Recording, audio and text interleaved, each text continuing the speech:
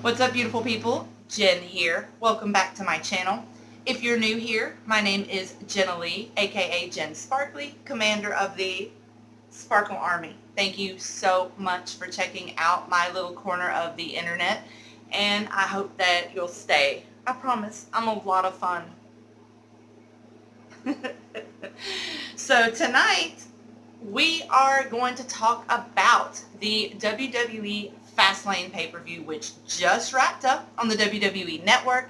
It is a SmackDown specific show, so we will be talking about the performers on that show, the matches, the storylines, and where this will leave the SmackDown brand heading into WrestleMania, the granddaddy of them all. So, if you are down to talk WWE, definitely hang out. What's up, beautiful people? Jen here. Welcome back to my channel. If you're new here, my name is Jenna Lee, aka Jen Sparkly, commander of the Sparkle Army. Thank you so much for checking out my little corner of the internet, and I hope that you'll stay. I promise, I'm a lot of fun.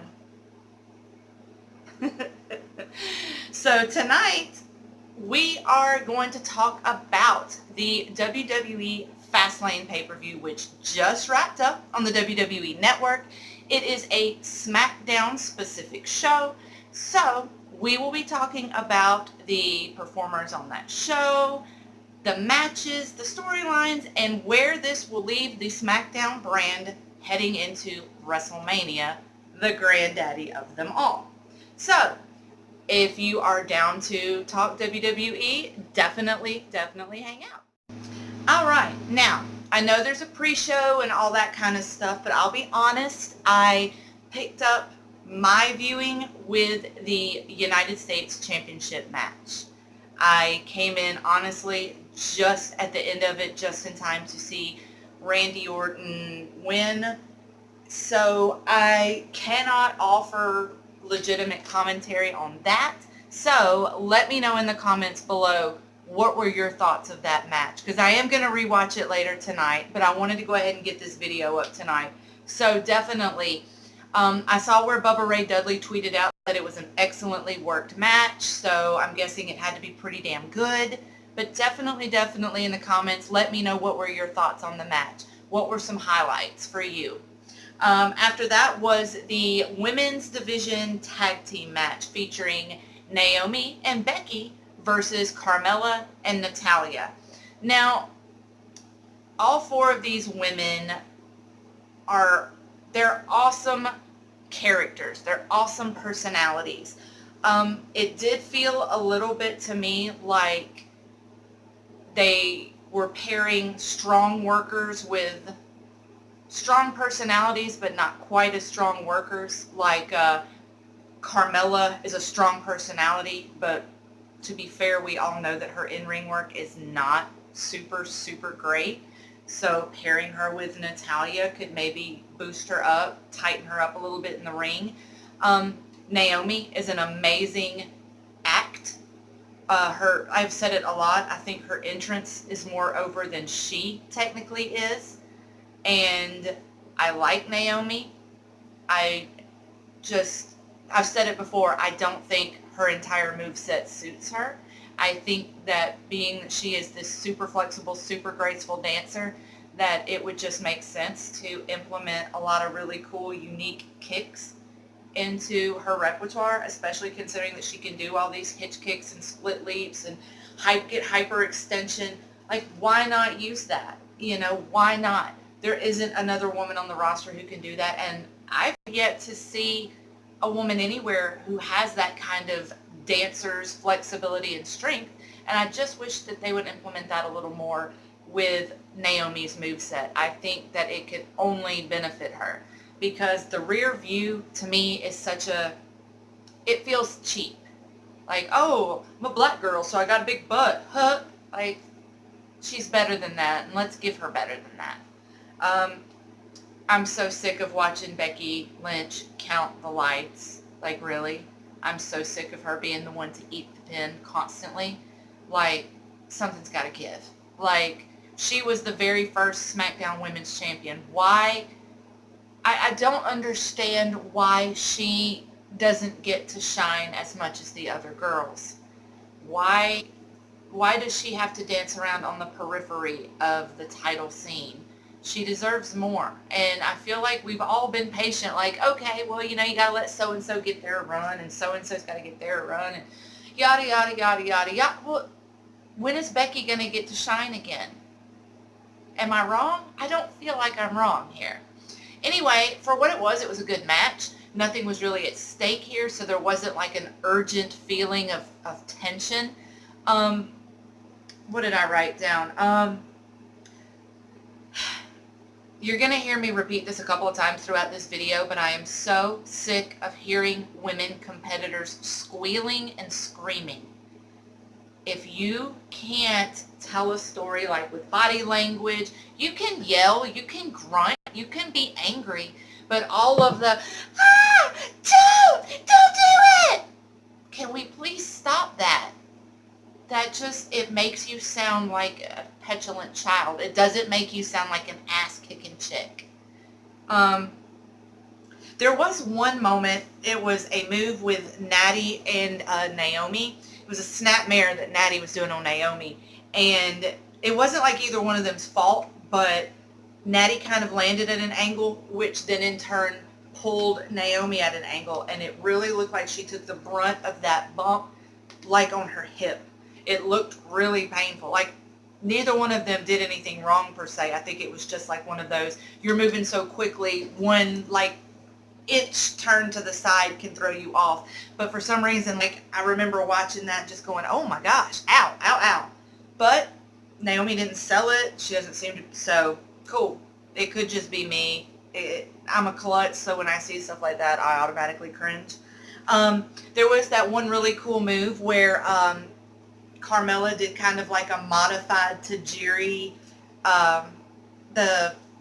what was the move? Of course, Tarantula. The Tarantula, where you bend backwards and you've got the person by the neck and you're like hanging upside down.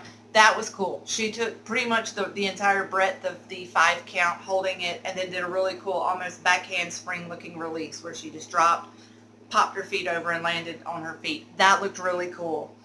And Corey on commentary tonight. Like, I know Corey Graves is badass on commentary, but there were several things he said tonight that just had me rolling.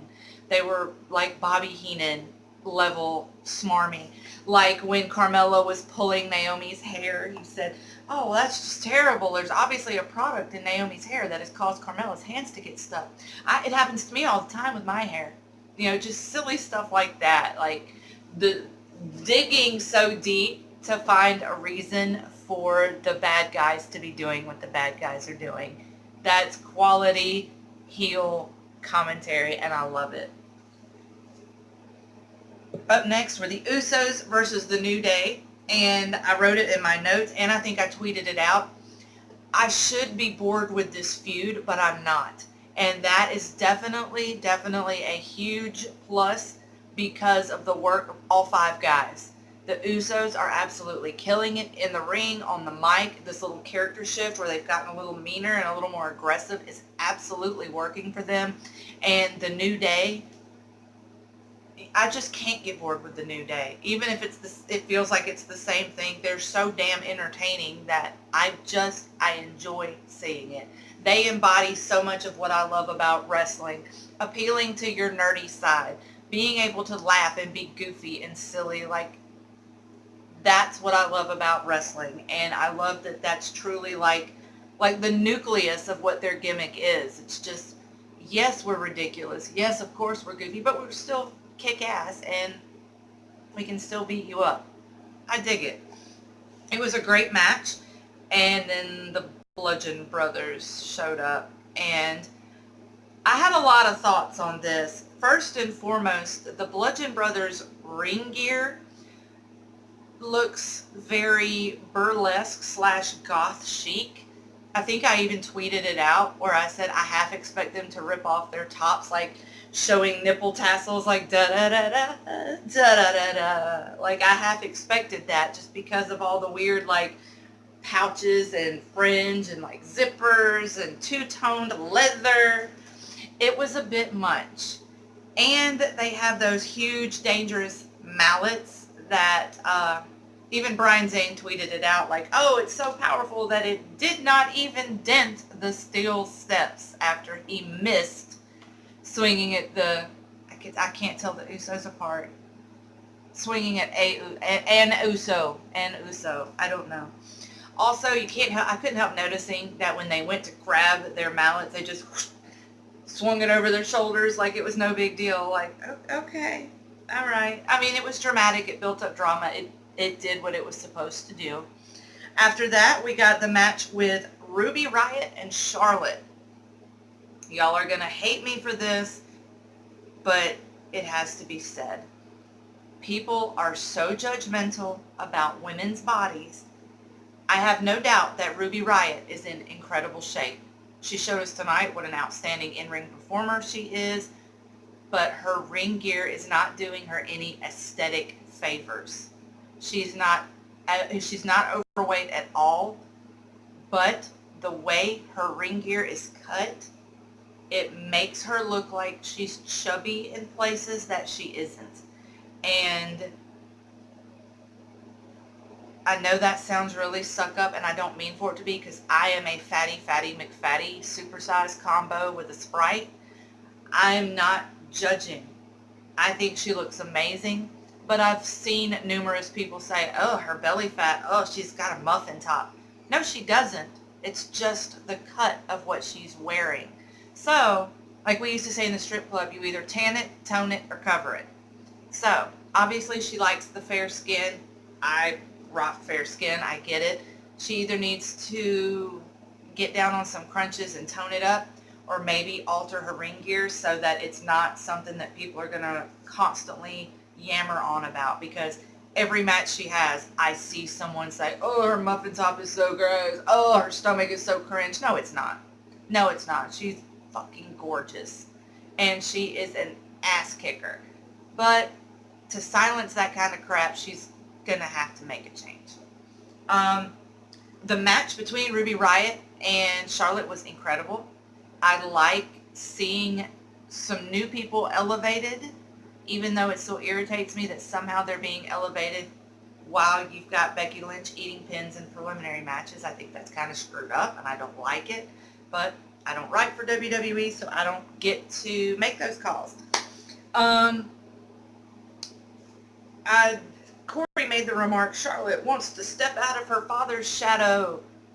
But does she? Does she really? Because everything about Charlotte is just playing dress up as daddy. Yes, she's outstanding in the ring. We know. Y'all tell us every 5 minutes how amazing she is. We get it. I'm not arguing that she's not good in the ring, but she wants to step out of her father's shadow, yet that's all she has. She doesn't have a gimmick of her own. Her gimmick is literally, I'm Ric Flair's daughter. Down to the robes, the presentation, the remix of his music, the use of a tweaked figure 4 as her finisher, the woo, the chops, everything. So much of what she does is just a rehash of what her father did. And I've been saying it forever, like, yes, she looks great in this role, but can she evolve? Because that's important. Charlotte, of course, won because, of course, she did. Charlotte doesn't lose. Charlotte loses. Come on now. Side note, Sarah Logan also really needs new ring gear. I don't think her character is Trailer Park Girl, but her ring gear looks very Trailer Park. And as Crazy Mary Dobson, she was an ass kicker, and right now she feels very awkward and out of place. And I know it takes time, but there needs to be a little evolution here, because she doesn't, like Liv Morgan has, you only live once, and she's got, within that group, she's got her own identity. And within that group, Ruby Riott has her own identity. Sarah Logan does not seem to have that. She needs to refine who her character is a bit more. and present that, because she tends to feel like white noise in between the other girls. Alright. Also in that match, like, what was the deal with the Naomi and Becky run-in? Like, it just felt like it was being done for time's sake, like to drag it out. Like, I don't know. There was one thing I do like about Ruby Riott. That girl can throw a beautiful snap suplex. The snap suplex she snapped on Charlotte was a thing of beauty. It was amazing. I even put in my notes again, can we stop with all the screaming, please? When Ruby, the Riott Squad, got ejected from the match. Literally, for like 35 solid seconds, all you could hear was Liv Morgan going, can we stop that? That does not build your character. It does not make anyone want to hate or feel sorry for you. It just makes people want you to go the hell away. It's not good heat. It's not character building. It's not unique. It's cheap. And it just makes you a nuisance. God rest her soul, but Woman was one of the world's worst about it. Nancy Benoit would stand at ringside and just, ah! Ah! You see how annoying that is when I do it? Imagine having to listen to it for like a solid 15-minute match. Like, I don't understand why women characters feel like that's such a good solid go-to. It's not. It's not, and it needs to stop. All the women looked great. That was a great match between Charlotte and Ruby Riott. Charlotte made Ruby look like a badass. In turn, Ruby made Charlotte look like the badass she is. Excellently done, and I would like to see more from them. Then we get Asuka coming out, pointing to the WrestleMania sign. I'm excited about this because I truly do believe Asuka Charlotte is a much better potential match than Asuka Alexa is.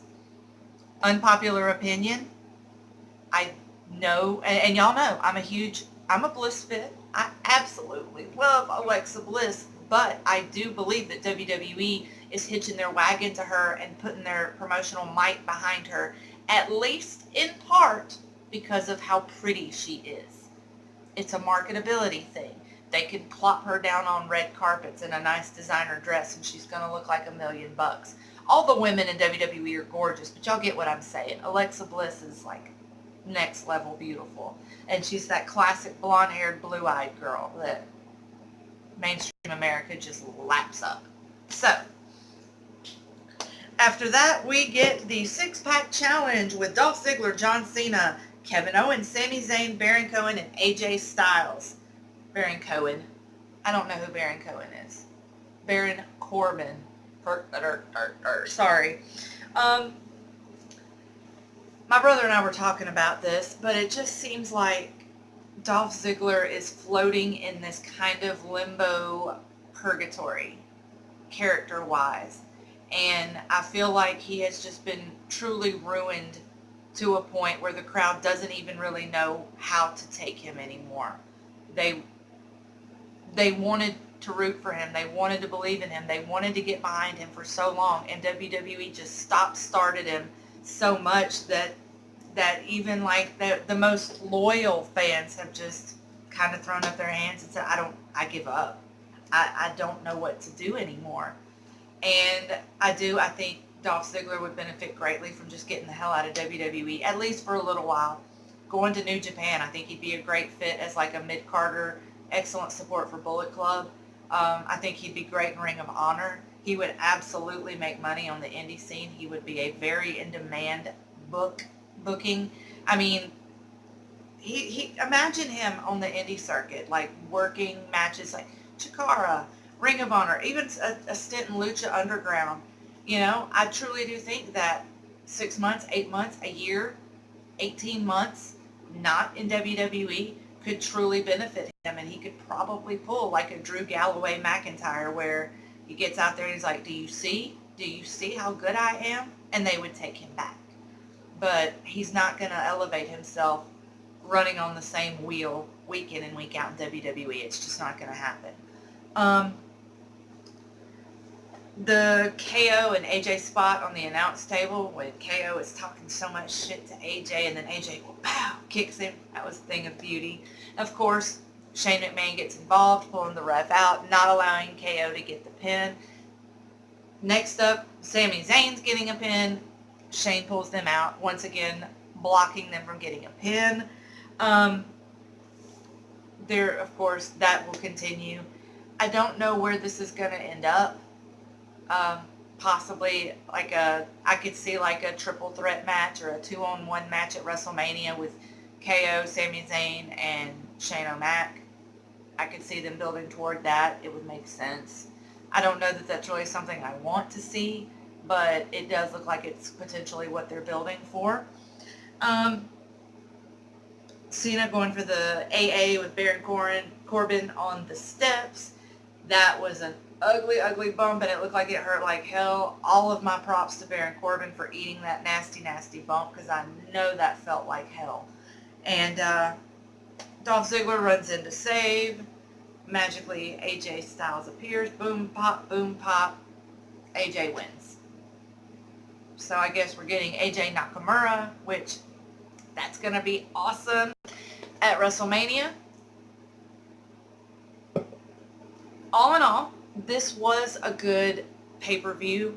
In some parts, it really did feel like a bloated SmackDown episode. But it's like I was saying to someone else on Twitter, it's hard for me to truly get super pumped for pay-per-views that aren't both brands. You know, like it's easy for me to get into the Royal Rumble just because of the Rumble. Of course, Mania, you know, SummerSlam, your big four, anything that's going to feature like both brands. But I have a really hard time, really hardcore being really into brand-specific pay-per-views. Especially considering that like Elimination Chamber is Raw specific while Money in the Bank is SmackDown specific. Both of those pay-per-views are really tailored to be game changers and decision makers. And I feel like both brands should be on both of those pay-per-views as well. But I'm rambling and I'm going off on a tangent here. All in all, I really did enjoy Fastlane. I am really looking forward to WrestleMania. It's shaping up to be a really awesome card. Yeah, let me know what you think in the comments below. As always, my social media links are in the description box. All of my coupon codes are in the description box.